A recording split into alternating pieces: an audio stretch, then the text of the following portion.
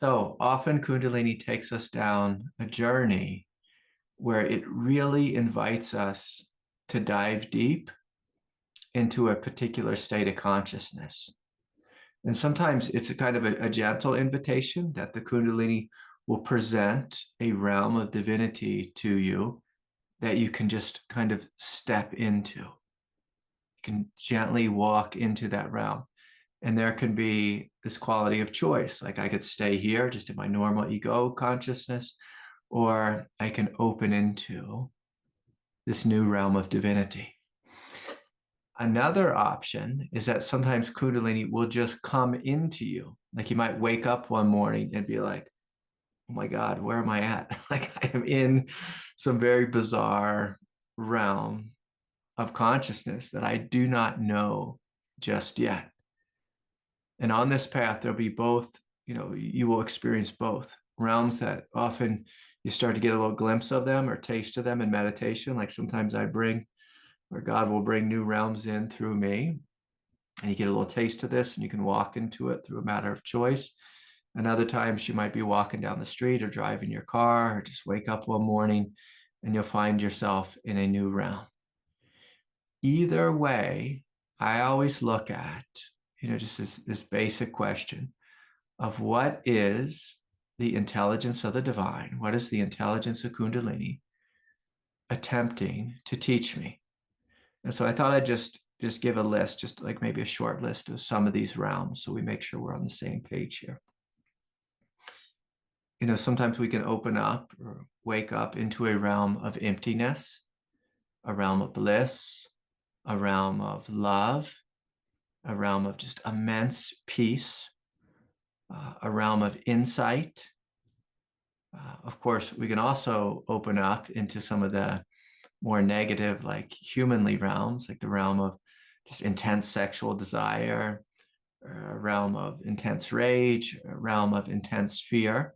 Like when I look around the room, like some individuals have found themselves in a state of just great fear. And what's important is that we look at these things as just realms. Like these are realms. Like if we hang out with some good Buddhists, like Joseph Goldstein, of Insight Meditation Center, he's often spoken about just where he gets stuck in a realm, and then a good friend of his will come to him and say, hey, Joseph, you're stuck in a mind state. And then he'll just like smile and have a sense of like, oh yeah, I'm stuck in a mind state. Like this thing that I'm in, it's not going to kill me. It's not going to destroy my life. It's just a mind state. And again, like some mind states are here to teach us, about healing trauma, about facing fear, about, helping us to wake up to strength. Other mind states, other these like consciousness states are here to teach us something really deep and profound. And so a very common one that used to come to me would be a samadhi state. And so I might just be hanging out, doing my thing, raising my family, just doing whatever it is that I do. And then all of a sudden, one day, one moment, God would come into me and put me in a state of samadhi. And in a state of samadhi, I'm not going to be able to move very much. I might just go completely blank and empty. And, when I'm in this blankness and emptiness, often the divine, often Kundalini, is erasing things from my consciousness that aren't so helpful anymore. So whether God is erasing traumatic memories or unhelpful behaviors or addictions or whatever it is, but God is coming into me and in a sense, just like pressing the pause button on my life, on my experience. And I step into a realm, or this realm is just dropped into me, is what it feels like. It's very similar to being like in the void, but with this type of samadhi that I'm speaking about today, it has more of like a warm quality of it to it. Sometimes the void can be really cold, but it can have a void-like quality that's say kind of warm. It just holds me there, like almost like in an embryonic state. And that may go on for a minute. It may go on for 4 hours. Most of the time, it hasn't gone on for more than 4 hours with me. Sometimes it'll go on for a day. And it's just like, I'm just going to lay in bed that whole day and just be nothing and trust. And this, when this state comes to me, often I go beyond trust. It's just like, I'm just fully in it and everything's okay. And again, like when I look into the mind of God, God is doing something, making me more flexible, more fluid. God is emptying out an aspect of my ego psychology. And I see it as a really good thing. Now, there's times when we start to get really comfortable with these mind states, or these consciousness states. And we can actually get a little bit drunk on them. We can invoke them and just kind of float in them. And our whole life can pass us by. And, we can make some outrageous decisions or terrible decisions if we're not careful. So this is why it's always good to have 2 feet on planet Earth. It's like, with me, I can go into samadhi, by way of choice. But the more I do that, the less functional my life becomes. It tends to be pretty disastrous to my human relationships, if I'm always in a state of samadhi. And sometimes it's really frustrating, to my wife or to my children if, I start drifting off in this way. Now, I was teaching a retreat a couple of years ago, and there was a fellow who came, and he is having, lots of Kundalini Shakti flowing through his system. And he had one of these minds that was super overactive. He's a really bright guy, far more intelligent than me. And his Kundalini would take him into these realms of insight. And after every meditation, he was like this little child. And he was like the first one to raise his hand, wanting to share his experience, telling me that he just realized the fabric of the universe and the unity of all things. And he would go on and on. But the more he spoke about his great insights, the further he got away from his experience. And he had this like all throughout the retreat. Like he was just so excited. He almost like saw each of the meditations we did as this like massive psychedelic trip that he would go on. And he'd have these beautiful insights.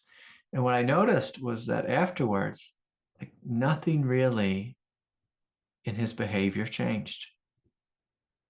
Like there wasn't any great change in his behavior. And if there was, maybe there was some change in his behavior temporarily. But sometimes life will show us that insight is not the end all be all. And so the Kundalini will like give us lots of insight, and sometimes it gives us lots of psychic phenomena. And we can get drunk on that. We can get diluted in one of these realms of consciousness. And it happened to him just again and again. He'd be deluded. He'd think he'd discovered something that he was going to like win the Nobel Peace Prize for or something. And then, an hour later, he was just walking about his normal egoic self and no change. No change. Another realm that people often get lost in is the heart really starts to open up, and we can get lost in a realm of love. And we can kind of have this like 1960s hippie unity kind of love, where like I had one of my aunts, like she went to Kent State in Ohio, and like all the hippies were out marching, all is love and this and that. And they were against the war, but there's all this love in the air. And people were just like singing Kumbaya and this and that. And at some point, there's a bad apple in the group. They started throwing rocks at some soldiers, and the soldiers, shot and actually killed some of the students. And my aunt, like she had this in her college yearbook. It just showed like the bodies of the dead students. And like we come to realize, oh, yes, all is love, but also we live in a crazy world too. And so we can't just be going singing kumbaya and just thinking like everything is love. But sometimes with Kundalini, like we get really drunk on emptiness, we get drunk on samadhi, we can get drunk on love. And again, it's very important to realize that we may be having an immense, wondrous experience, a non-dual experience, quite incredible, and this incredible level of awakening and freedom. But the outside world, they may not be having that. Like our boss at work, they don't care if we're having a Kundalini awakening. The more we speak about it, the more we show up drunk on love, drunk on bliss, drunk on emptiness. Like if we're drunk on emptiness, we might very quickly find ourselves fired without a job, without a job. And again, these are things that we need to just be conscious of. And I want us to be able to smile a little bit because most of us have been through some of these experiences. And sometimes we go through like a lot of these higher experiences, like we get like for a while, I was drunk on euphoria. Everywhere I looked, everything I looked at was euphoric. This went on for, almost a year where it's just immense bliss, just bliss with everything, everything, any kind of encounter I had. I was just living in a state of just absolute bliss. And sometimes we get drunk and we think, this is it. Like, this is what enlightenment is. A lot of people get it with transcendent peace. We step into transcendent peace. We say, this is what enlightenment is. It's this peace, or it's this bliss. It's this love.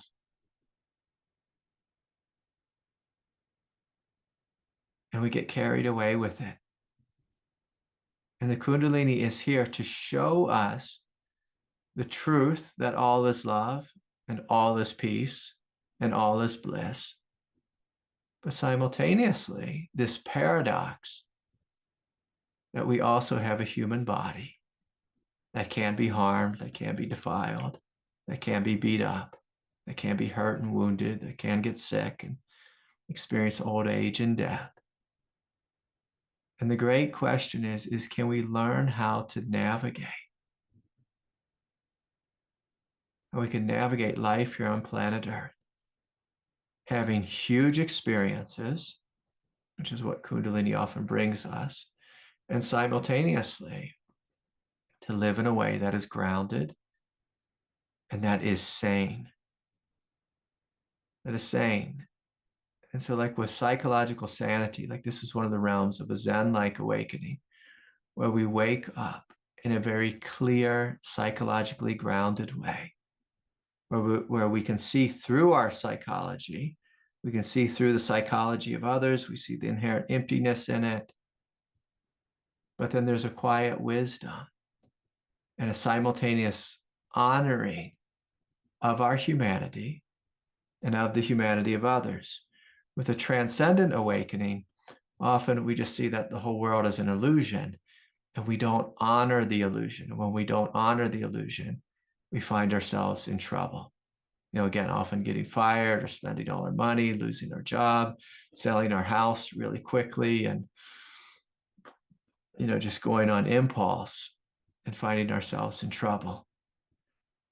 And so this awakening, what it forces us to do is to realize that all is God. All is love. There's nothing to be feared. That what we are is immense, vast, spacious freedom. And then again, to simultaneously honor, this is the paradox, to honor the fact there is a body here. And this body may have trauma. And it may need to be met with love. It may need some developmental psychology applied to it to help it get stuck out of, to help it heal when it's stuck in the trauma vortex or whatever it is. And so true enlightenment is holding this perspective that all is love, all is peace, all is strength, all is freedom. And yet being able to operate in a way that is compassionate, that has our feet on the earth, that honors, the basic rules of a materialistic reality. And to be able to hold both from a perspective of sanity. Now, when we are lost in the dream, we can be lost in the dream of suffering, but we can also be lost in the dream of spirituality. Most people, when they're lost in the dream of spirituality, they think, I am enlightened. This is what enlightenment is. It feels so good. But that's a dream too, because enlightenment is not a feeling. Enlightenment is a perspective. It's a perspective. It is not a feeling. Now, this perspective does feel good. It does feel spacious and empty and free. It does feel inherently blissful. It does feel inherently good. But I want to be clear here. The truth of enlightenment is not a feeling. Feelings are byproducts of deep spiritual experiences. But they're not always the truth, like the total truth, the absolute truth. And this is where it's very important when we're on the path to be able to look at our experience and see, am I stuck in a mind state? A mind state of intense sexual desire, because Kundalini can bring that up. And, like when that happened with me, it was very wild. It was very confusing. It's like, my God, what is going on, in my consciousness? Like, what is going on? Why is there so much, just like crazy, wild imagery? Now, the ego will say, I need to play this out. I need to be polyamorous or, something silly like that. But if we stay in the truth, we will see, oh, this is just a mind state. This is just some samsara that's burning up from my animal nature. In the same way, if we have rage or if we have fear, we want to be able to see this is just energy. It's just old emotional substance, what the Buddha would call phenomena. And it's moving through my consciousness to be cleansed, to be healed. I don't need to act on it. I don't need, like if there's lots of fear, I don't actually need to be afraid. I don't actually need to contract. Can I sit and witness the fear and let it flow and let it empty, let it pass, and respond with a grounded sense of love? And if we do this, the fear will pass very quickly. But if we believe in the mind state, we can get drunk on fear and get stuck in some kind of trauma vortex for a day, a month, a year, a decade. And it can become like a mind disease. Like sometimes you'll see like a young man and he'll have the mind disease of just like a hypersense of sexual desire. Sometimes we see someone who comes back from war and they have the mind disease of just immense trauma, or hatred or fear or whatever it is. And Kundalini is going to take us through all kinds of journeys. And like a lot of people, in the modern age are doing psychedelics. And when we do a psychedelic, it's almost like we make an agreement. I'm going to sit down, I'm going to take this substance, this plant medicine, and I'm going to go on a journey. And at the end of 24 hours, the journey will be over. And I'll be somehow healed, or, something will be released. I'll be more deeply surrendered or more deeply loving. I'll have a greater sense of insight.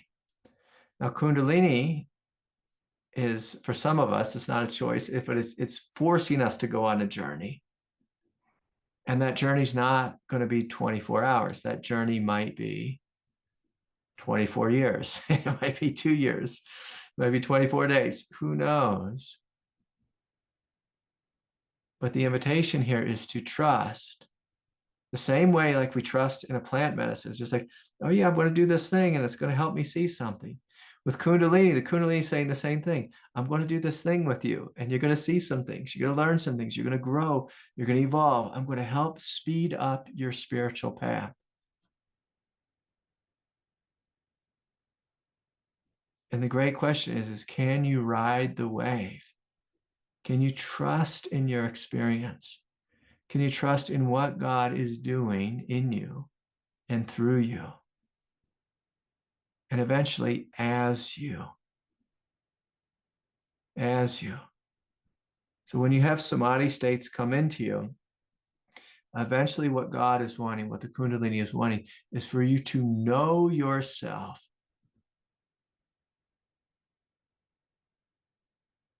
as peace itself, to know yourself as love itself, that what you are, the fabric of your consciousness is made of love and peace. Love and peace. Let's add fearlessness. What you are is this indestructible presence.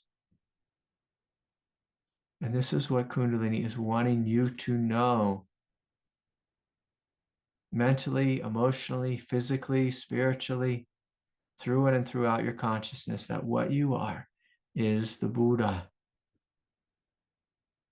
Now, simultaneously, when God brings you human experiences, like intense sexual desire, intense rage, intense sadness, intense trauma, brokenheartedness, fear, whatever it is, what Kundalini is trying to show you is that you are not these. You are not the trauma vortex. You are not an animal consciousness that's just scared, scared, scared. You are not rage that has no end. You are that which witnesses the coming and going of rage, the coming and going of fear, the coming and going of sexual desire. And so it's important to really know this about our journey, as our journey will bring up big spiritual experiences, which you are to merge into and to know that these are qualities of your divinity. And when God brings up, more negative experiences, to know that these are qualities of human emotion and are inherently empty and not what you are. They're transitory. They are passing. They are things that come and go. Whereas with Kundalini, Kundalini wants you to know that your consciousness is bliss, is peace, is love. To know that as the fabric of your being, even if in an emotional way you don't feel bliss in this moment. But always as you check into, as you step into the consciousness that you are, you realize, oh, my consciousness is bliss. Even if my body happens to be dying of cancer. Even if I'm laying in bed with the flu. Even if my partner just broke up with me or whatever it is, or life has rejected me. And so I'm going to invite us all to close our eyes. And we're just going to take a moment to breathe more deeply, to drop down into the hara, lower belly, and to look from a place of deep clarity. What mind state have I been stuck in? And so we're just asking from a place of deep honesty and reflection. Have I been stuck in desire? Have I been stuck in fear? Have I been stuck in some void-like state where I feel as if I've been abandoned by God? Have I been drunk on bliss, or drunk on insight, or drunk on love? And to be really honest, as you look at yourself, look at your life, look at your experience with a Zen-like clarity.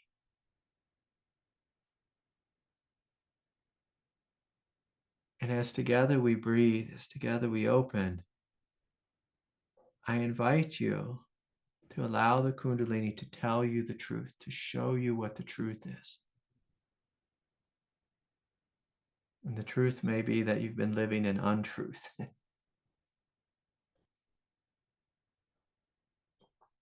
The truth may be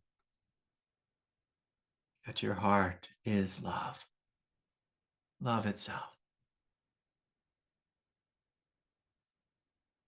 The truth may be that the Christ is here, and yet we continually avoid the Christ. And so inwardly we're breathing, we're feeling, and we're just noticing. Just noticing, have I been stuck in a mind state? Have I been drunk on spiritual experiences? Have I been confused about spiritual experiences, thinking that they are what enlightenment is? And so we're just breathing, we're feeling, we're opening.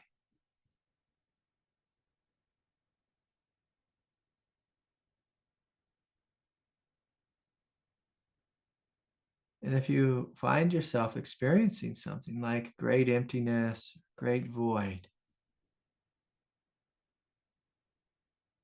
can you invoke a sense of love, a sense of compassion,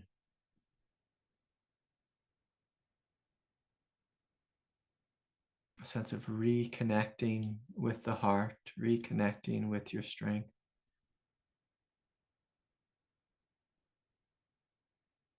And so in a sense, can you give yourself the perspective or the medicine that you're lacking?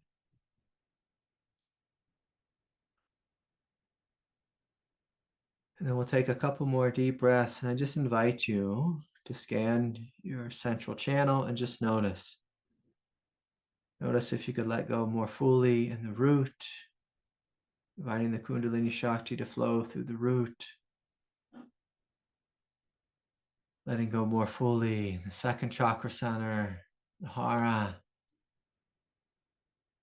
letting the Kundalini flow more fluidly through the Hara, flowing up the spine into the solar plexus. You're softening and opening in the solar plexus, inviting the energy to flow up from the earth, through the root, through the Hara, through the solar plexus, flowing into the heart, bursting open, flowing up through the throat chakra, through the third eye, and flowing out the crown, and then flowing down. It's like showering down and supporting the body, and relaxing and trusting and opening, and just gently envisioning the central channel, open, relaxed, and flooded with light. Flooded with light. And so,